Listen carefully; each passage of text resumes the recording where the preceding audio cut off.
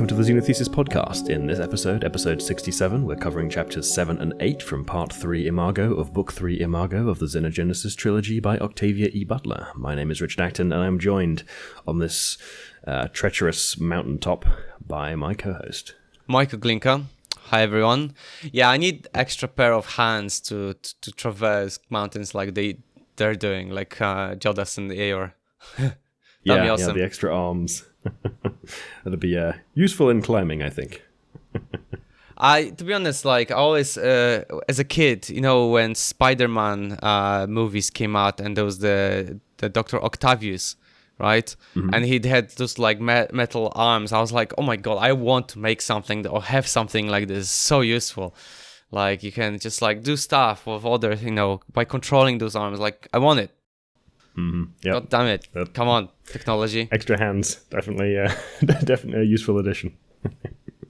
No, I suppose it's the subsequent storage of the extra hands. I don't know, maybe go like the General Grievous route and have them like split. Oh my god! To be fair, I cannot imagine how to sleep on the side, because I'm the type of person that sleeps only on the one side or the other. So, and it's already difficult to arrange my arm so it doesn't go numb completely during sleep. So exactly it's like, my point. Yep. Yeah. So just like a second one is like, what do I do? Is like, unless it's like, I don't know, I can unhinge it from somehow if like the joint is different to the one that we normally have, and just I can like pop it out and just put it to the side or something. Yeah. That would be convenient. Just learn to dislocate it and then pull, and put it back in when needed. Detachable, right? Oh yeah. But yes. So aside from that immediate tangent, shall we get into the get into your predictions for chapter 7? Sure. So. In my prediction, I put in that Jodahs and Aaor would not be able to stop themselves and will follow the group because, you know, that's what Oankali do, and that's what will bring chaos and misery. That's exactly what I wrote. But what I meant by it is that, you know, the fact that Thomas and Santos will be taken away, they will not be able to, you know, just not follow, not just wait a few days for them to miraculously come out by themselves. No, it was going to be like, we have to follow them now. Let's do it. And, you know, so they have a little bit more restraint than that.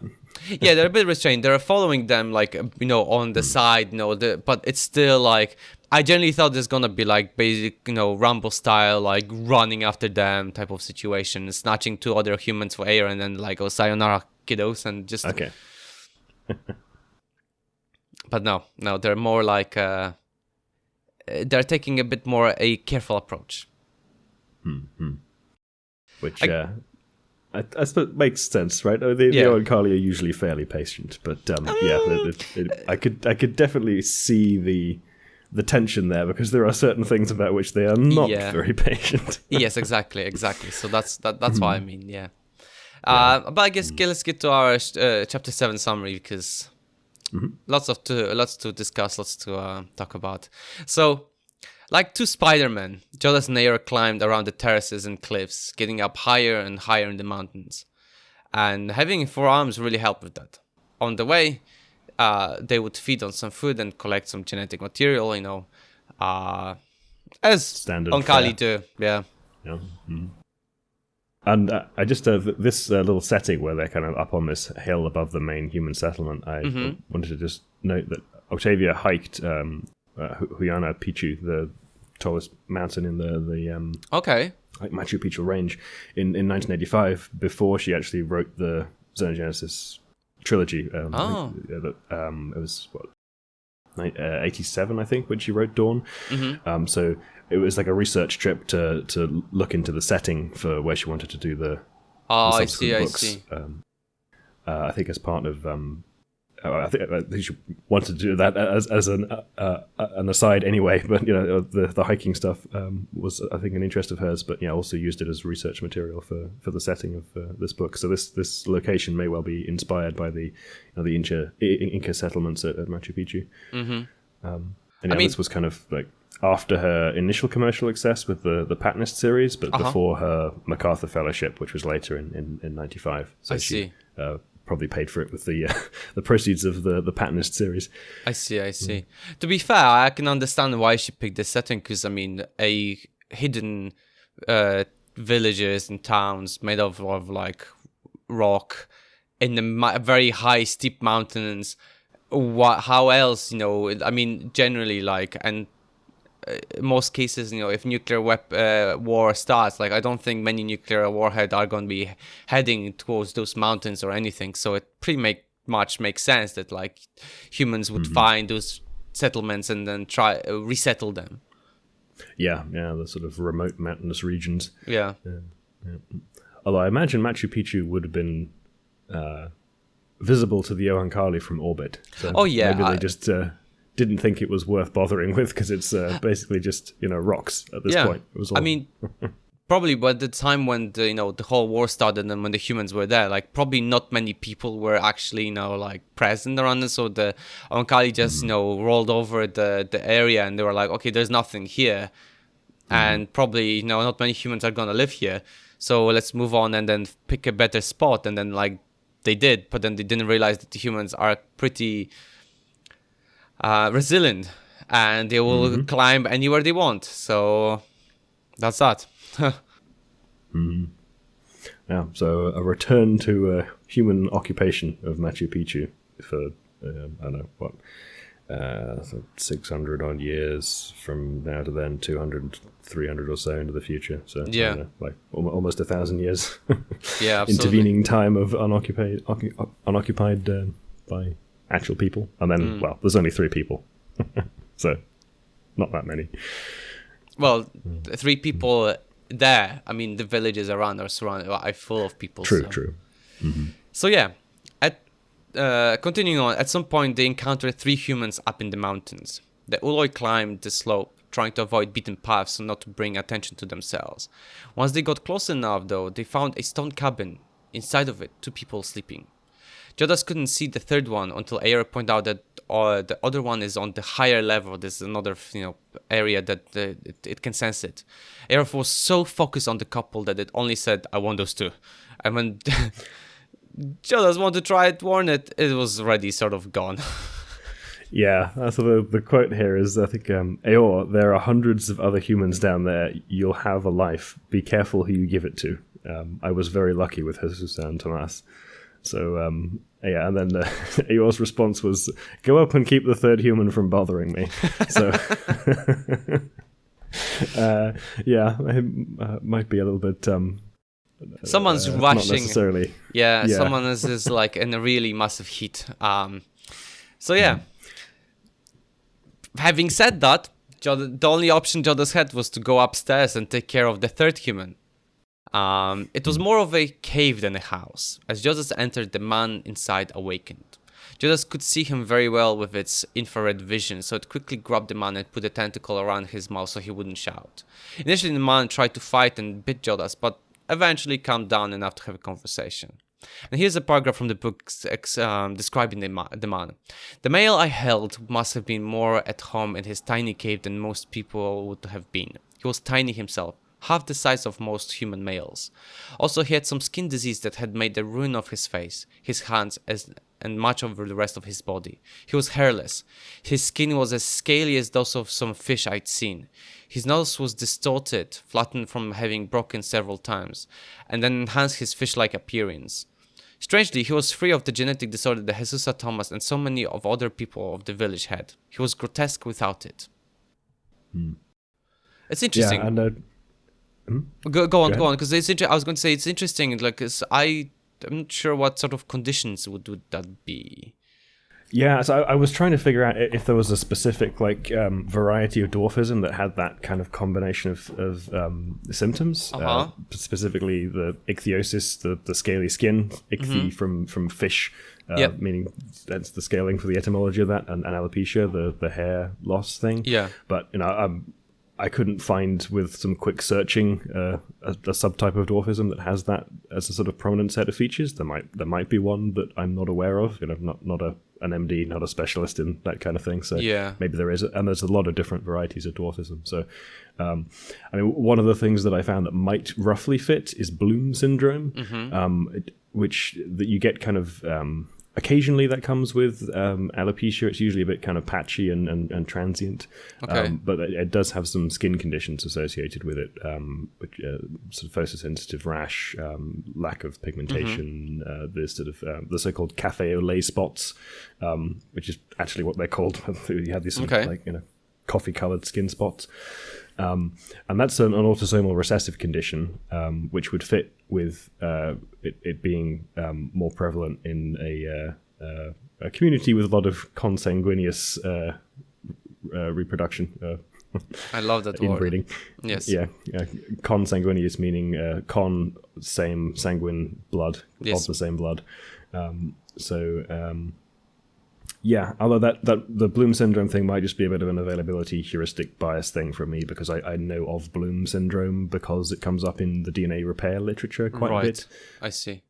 It's a genetic condition where there's a helicase called the Bloom helicase, named after the guy Bloom, and that has a role in resolving forked DNA structures in homologous repair. Right. Homologous repair is where the DNA is being repaired by making a copy from the other chromosome, effectively. Right? You've got a section that's broken, a double-strand break of some kind, and then you go and get the other copy from the other chromosome, and you form this sort of holiday junction. That's a fairly complicated forked DNA structure that lets you copy the DNA from the other chromosome into your repair structure. Yeah. Yeah. It could be. That was my guess, but I don't know. That's very much a guess. Doesn't quite fit. I suspect that maybe it must have been some sort of dwarfism, but it might not be even related to any of this country. It could be just an addition to what ever else was several generations of inbreeding. So who knows? This could easily be a combination of different genetic conditions. Yeah, or even a novel one. So the man initially was very apprehensive towards Jodahs when asked if he lives here alone. And I thought that was a bit of a euphemistic way of putting what was in the text, because Jodahs' opening line was, "Do you live here because of the way you look?" Which is like speech zero. Like, what?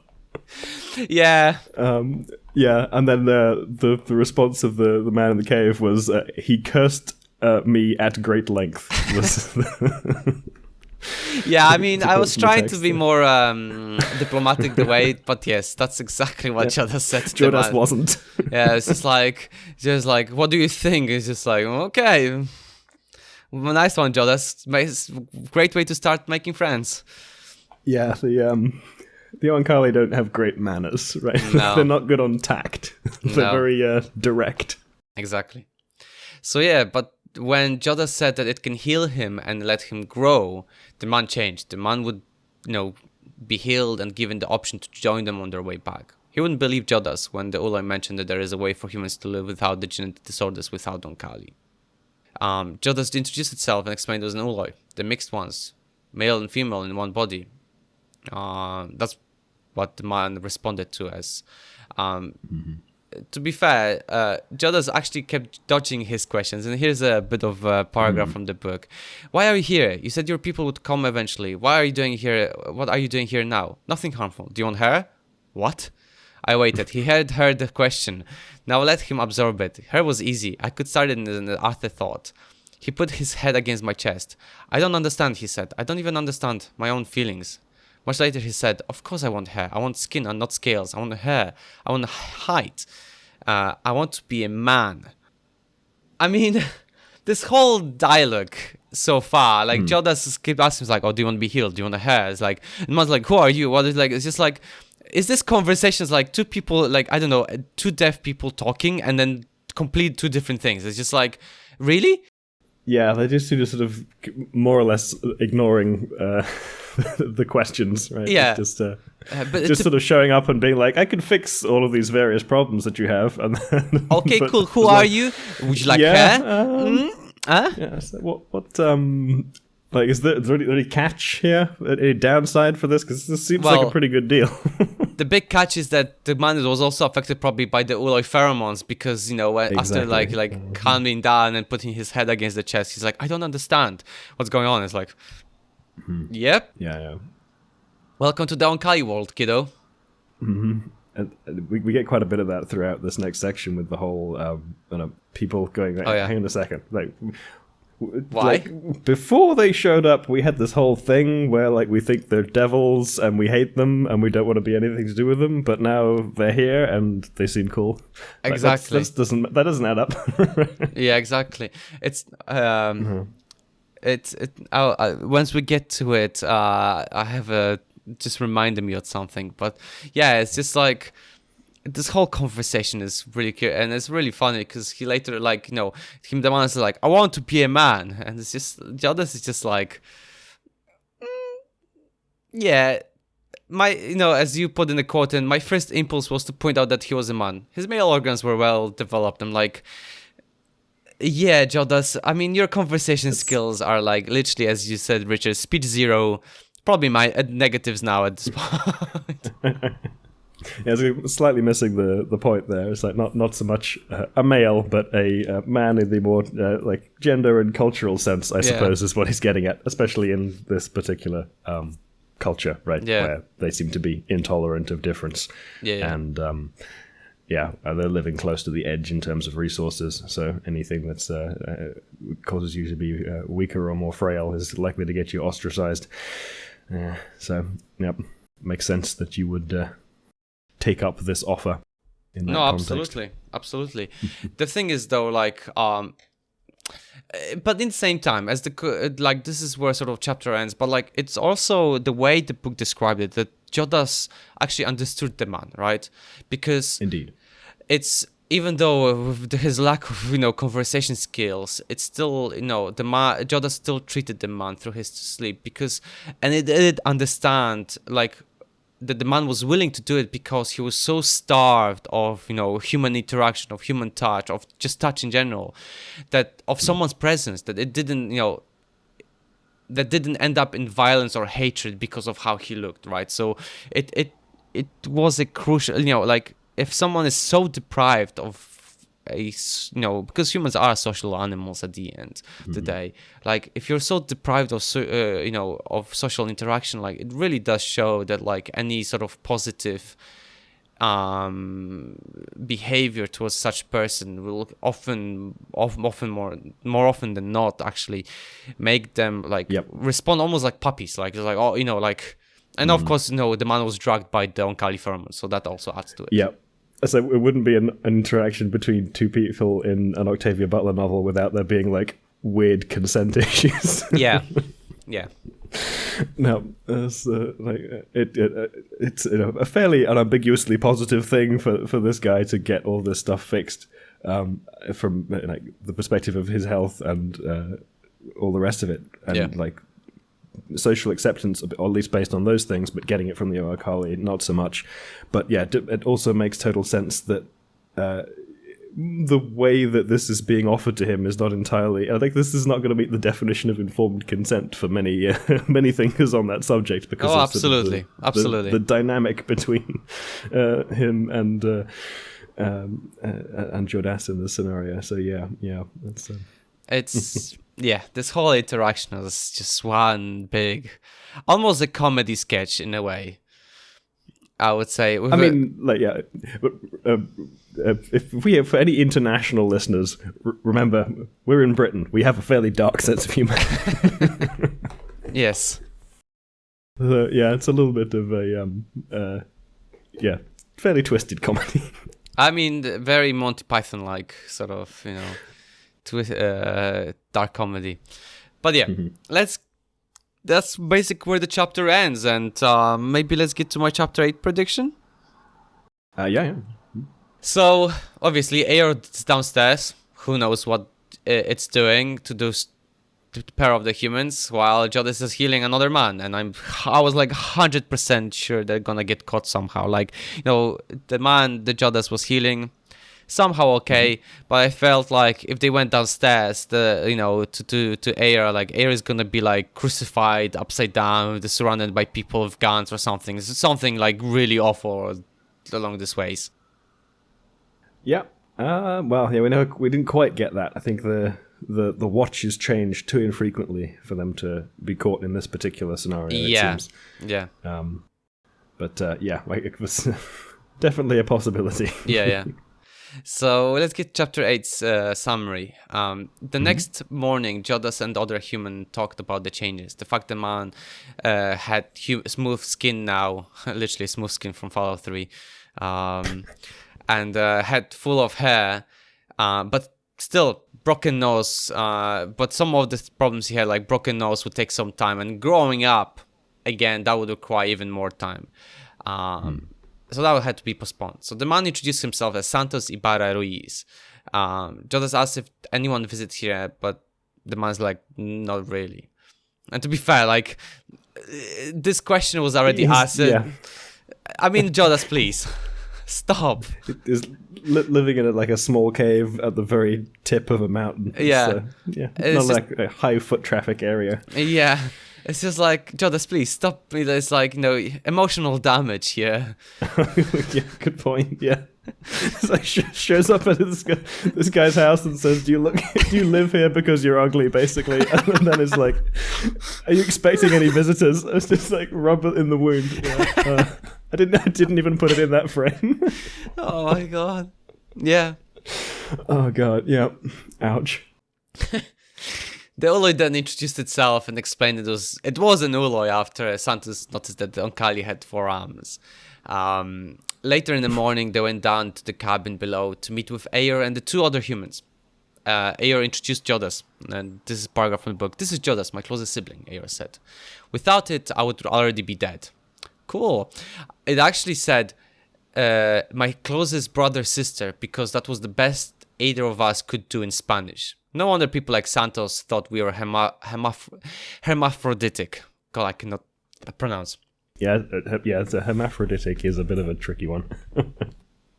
But I think we kind of covered the similar problem a couple episodes ago, right? We couldn't figure out a number of the issues of how you deal with the Oankali in languages that don't don't have an it equivalent that's ungendered. Oh, absolutely. Yes, we have discussed this, so... Well, So one of the things that I noticed in this segment is that Aaor kind of persists in speaking in Spanish so that the humans can understand what's going on. But Jodahs keeps kind of shifting the conversation back into Oankali or speaking in Oankali. And I wasn't entirely certain what that's showing. My kind of speculation was that Aaor had kind of internalized a bit of the advice that it got about how to attempt to respect its humans' autonomy to some degree. I mean, it's a kind of like a token way of doing that, given the other aspects of their relationship. But to be fair, the general manners, I believe, is that if there's like an international setting, there's people from all different countries, right? Obviously, if you're talking to someone who is speaking the same language, just conversation, like a brief, it's fine. But in general, if you're talking about something, even if there's like one person who doesn't understand, you should speak a language that everyone can understand, right? It's just common manners. If that's an option, then it's just fairly polite. Yeah. Although we did establish that manners aren't exactly the strongest. That's why I was aiming towards. And I think that was, but Oankali are known for just in the go, like Jodahs destroyed the human psyche completely by calling him ugly. And now obviously Jodahs was trying to figure out sneakily answer, talk to Aaor, but Aaor seems to be like, okay, full on, these are my humans. I will do, as you said, try to communicate to everyone can understand type of situation. Yeah, I think it's trying to be sort of upfront with its communication, so that the humans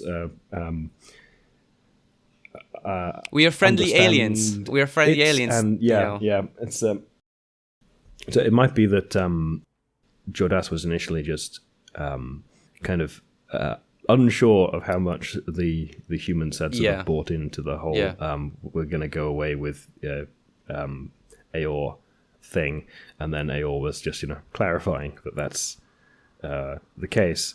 But then it happens again a couple of times in the rest of the scene. So it's still Jodahs sort of reverting to Oankali when Spanish was an option. So I thought it might potentially be trying to show that Jodahs is a bit distracted and not sort of prioritizing this stuff because it's tense because it's away from its humans. Yes, exactly. I can see that. Yeah, yeah.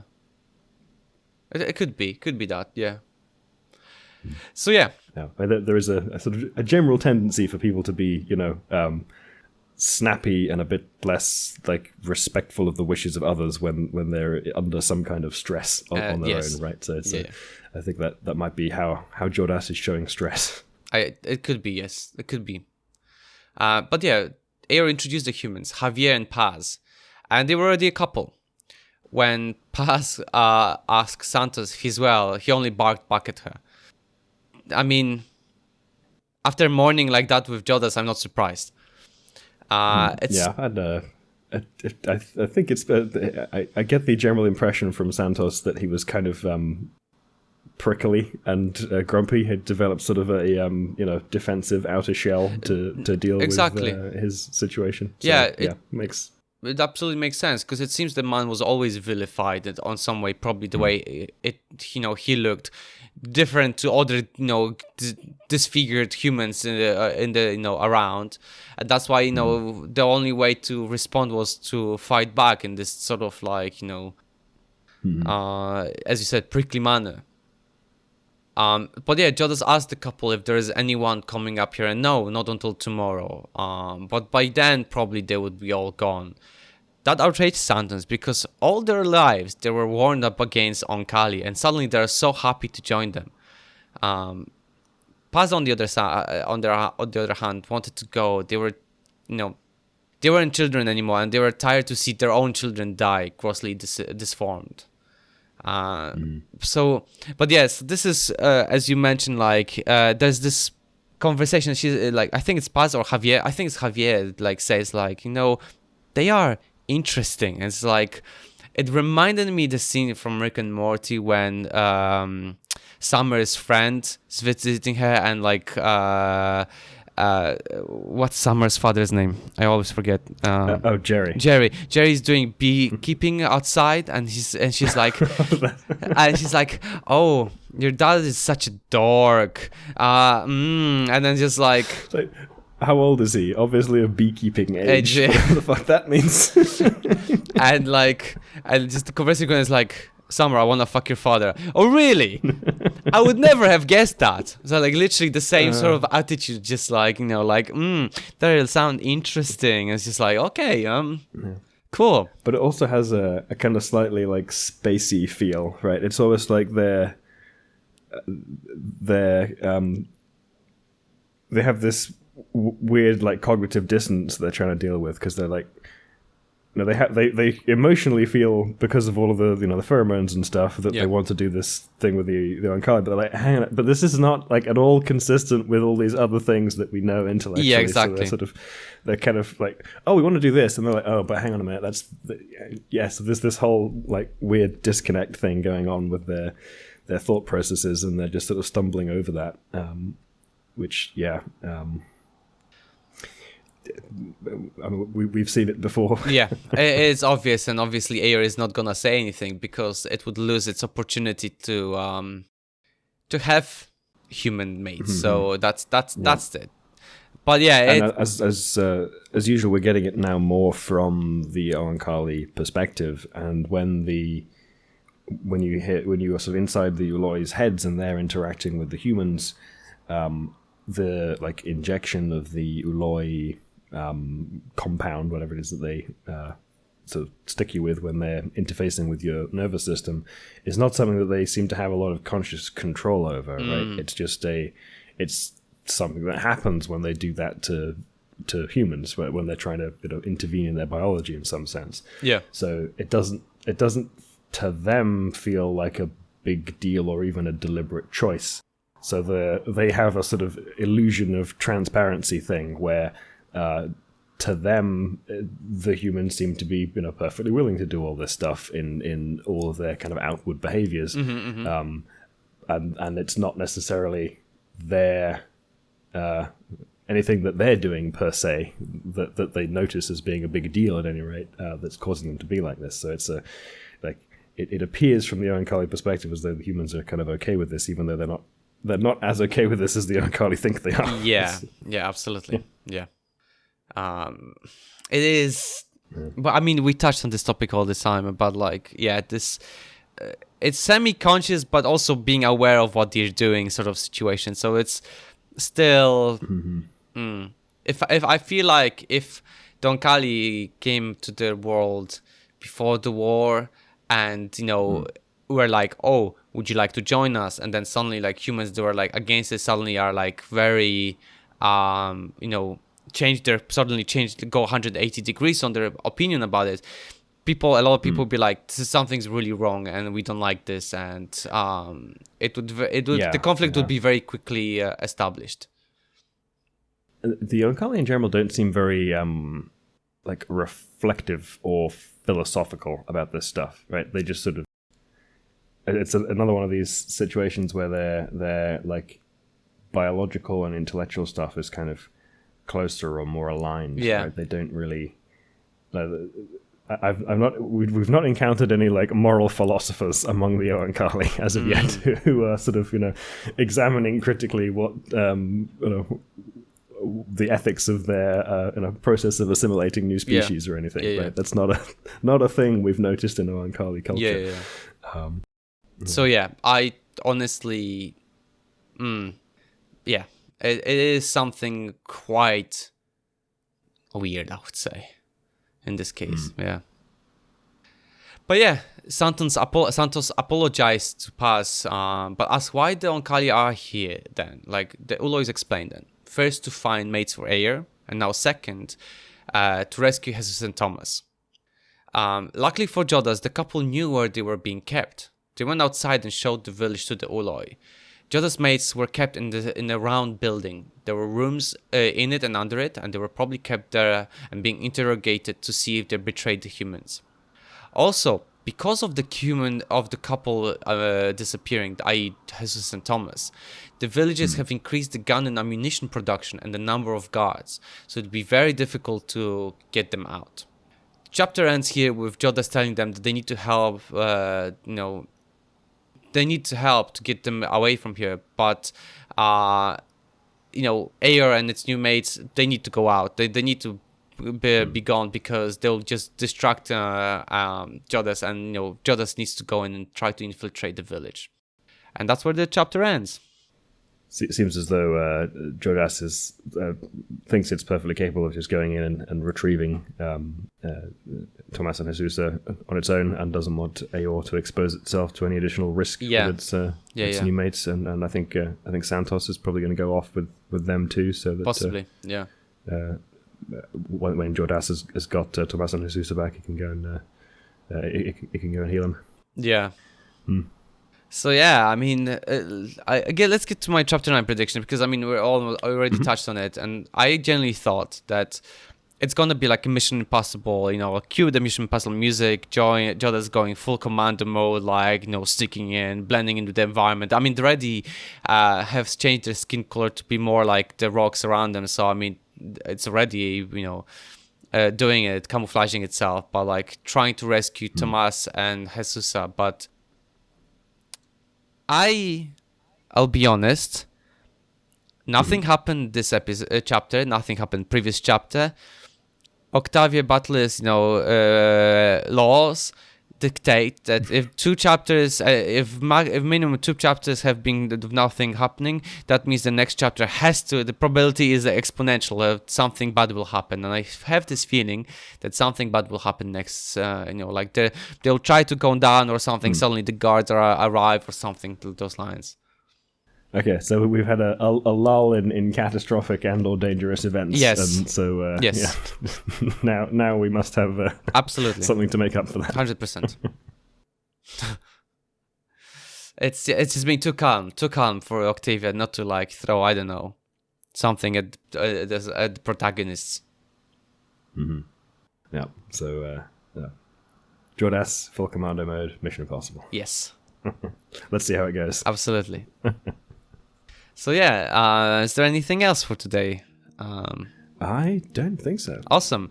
Well then, thank you very much everyone for listening. We are Xenothesis. You can find all the places we upload our podcast on xenothesis.com. I was Michael Glinka.